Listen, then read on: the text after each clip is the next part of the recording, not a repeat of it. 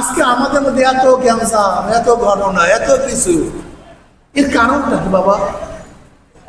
ও আমার যুবক বাবারা, আমার মুরব্বী বাবারা, তোমরা আমাদেরকে পছন্দ করো না, আমাদের কথার মূল্যায়ন তোমরা করো না, আমাদেরকে গুরুত্ব তোমরা দাও না, বরং তোমরা কাদের কথার গুরুত্ব দাও? চোর, বাটপাট, ডাকাত, বদমাশদের, ধর্ষকদের, খুনিদের, লুটেরাদের। দেশের মধ্যে শান্তি আসবে কিভাবে আমাকে বলো তো? হ্যাঁ, তুমি তোমার লিডারকে বলো যে তোমার রক্তের মধ্যে হারাম আছে কিনা, বলো।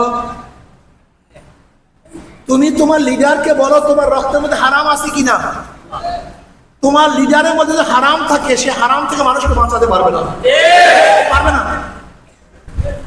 তুমি তোমার লিডারকে বলো তুমি চুরি করো কিনা, ডাকাতি করো কিনা, দুর্নীতি করো কিনা,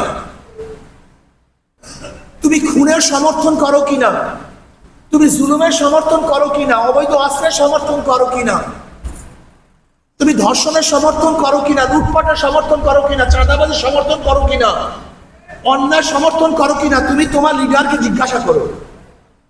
অথবা দেখো তোমার লিডারের মধ্যে এই সমস্ত গুণগুলি আছে কি নাই, এই খারাপ চরিত্রগুলো আছে কি নাই। যদি তোমার লিডারের মধ্যে তার মধ্যে চরিত্রগুলি থাকে, লিখে রাখো।